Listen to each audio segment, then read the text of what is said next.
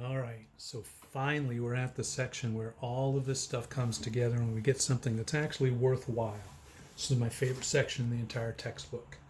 We're dealing with exponential growth and decay situations. Situations where things are growing exponentially or decaying exponentially. Things that grow exponentially would be like your bank account that grows by the same percentage every year, assuming you're not putting money in or taking money out. The spread of diseases, where each person would infect two more people, that's going to be an exponential growth situation. Exponential decay is like when something's cooling off. You take something out of the oven and put it in a 70-degree room and it starts to cool off, but it cools off faster at the beginning and slows down towards the, not towards the end, but as time goes on. And we'll see what that shape of that graph looks like in a few minutes. I want to take a look at the equation first. The equation for straightforward exponential growth or decay is this one here. The population, or whatever thing it is we're looking at, they tend to use P for this, but it could be temperature, it could be population, it could be number of infected, it could be all kinds of things. The amount of whatever after T time periods, be it days or years or whatever, is the original population, wherever the thing started at, times E to the product of the rate, how fast it's growing, that's going to be as a decimal, times the amount of time that the thing has been growing or decaying. So it's very simple. It's just where it started, E to the rate times time. And if you have a positive rate of growth, this thing will grow, or if the rate is positive, this thing will grow. If the rate is negative, will decay, and we'll look at an example of each of those.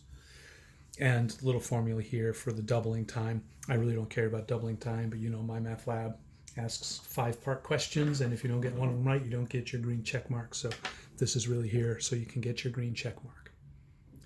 So let's take a look at just a basic generic situation here. Let's say we're going to have something growing. Let's say we've got something starting at, say, 100.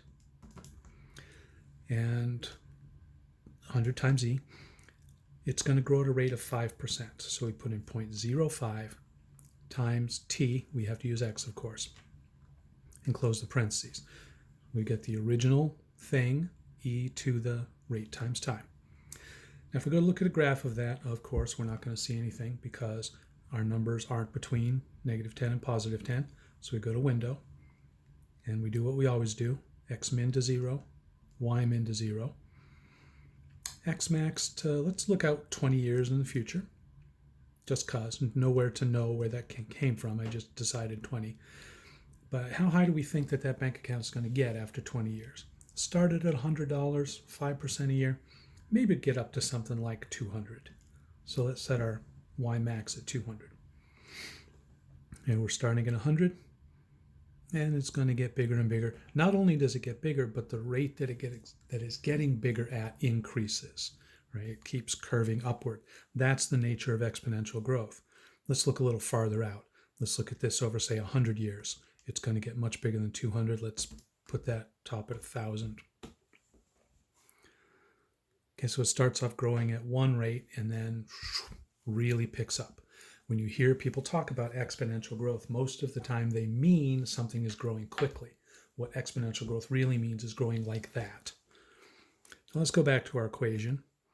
And if we change that 0.05 to a negative 0.05, we'll get quite a different looking graph. I'm going to set Y max at 110 because this time it should be decaying. If it starts at 100 and it decays, I shouldn't need to go any higher than 100. So it decays and it levels off. That is exponential decay. And that's what happens. You take something out of the oven at 150 degrees, you set it in a 70-degree room, and it keeps getting closer and closer and closer to room temperature, finally leveling off. As opposed to linear, which would keep getting colder and go right past the temperature of the room and into freezing, which wouldn't make any sense. That's why we need exponential growth equations to take care of this kind of stuff for us. Now I'm trying to keep these little pieces short, so I'm going to stop here, and in the next one we're going to look at a couple of these word problems right out of the book.